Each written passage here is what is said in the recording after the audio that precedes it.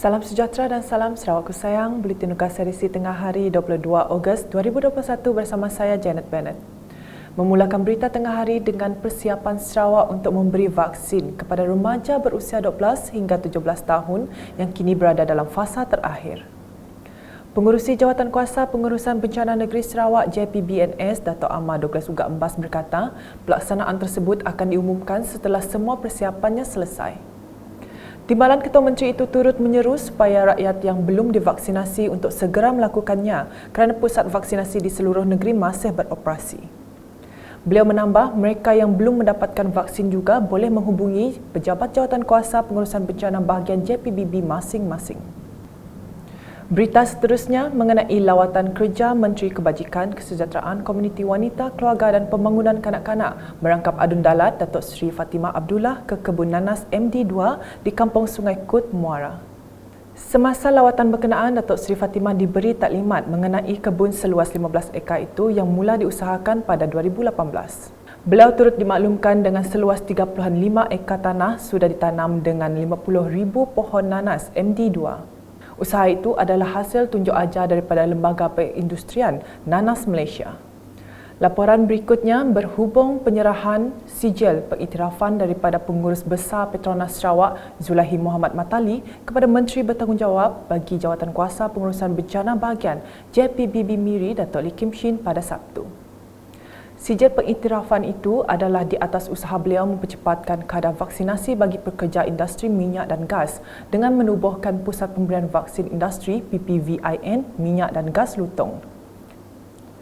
Baru-baru ini, Datuk Lee bersama Timbalan Setiausaha Negeri Sarawak yang juga Timbalan Pengerusi Jawatankuasa Pengurusan Bencana Negeri JPBN Sarawak, Datuk Ik Pahun telah meninjau PPVIN Minyak dan Gas Lutong.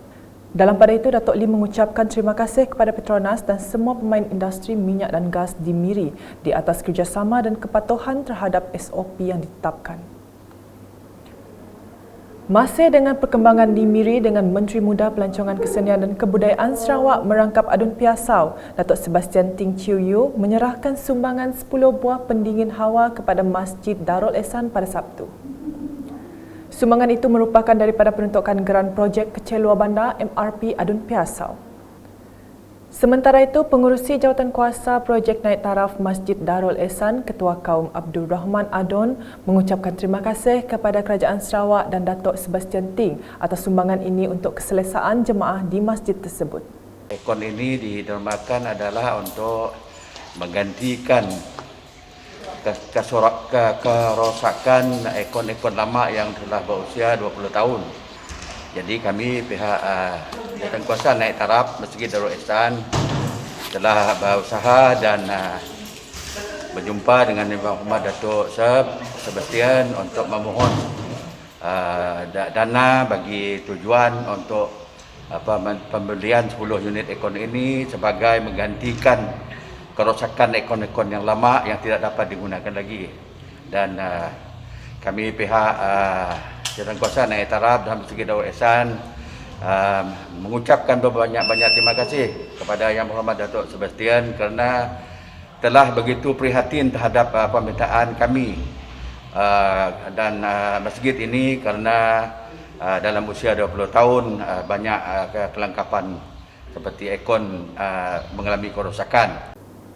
Sementara itu, ketika ditemui media, Datuk Sebastian meminta rakyat Malaysia memberi peluang kepada Perdana Menteri Datuk Seri Ismail Sabri Yaakob menjalankan tugasnya dalam membawa Malaysia kepada pemulihan ekonomi dan mengekang penularan COVID-19. With this appointment, I think people throughout Malaysia will hope stop politics, let him run the remaining term of that 5 years term. Yeah. Whatever we have now, 22 months under PH, 17 months under PN, 39 months. So 39 months and now, we only have, for 5 years is 60 months. We only have about 11 more months. 21 more months, yeah, will be 60. So let him continue. Datuk Sebastian Ting juga berharap Perdana Menteri akan mengiktiraf Sarawak sebagai sebuah wilayah. We would like our Prime Minister to continue to recognize Sarawak Yeah, not as one state of the 13 states, and Sabah not as one of the 13 states also, but rather as the forming partners of Malaysia. Way back September 16, 1963 lah. 3 regions lah, Sabah, Sarawak dan Federated States of Malaya lah. As the remaining 3 partners, of course the other partner already ya. Manakala di daerah Bau, Adun Tasik Biru, Datuk Henry Harry Jinep telah menyampaikan cek geran projek kecil luar bandar MRP tahun 2021 pada Sabtu.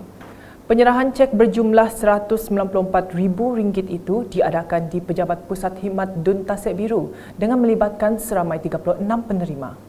Para penerima terdiri daripada Jawatan Kuasa Kemajuan dan Keselamatan Kampung JKKK, Kawasan Rukun Tetangga KRT Club, Badan Bukan Kerajaan NGO dan Rumah Ibadat. Berikut merupakan antara penerima geran MRP tersebut.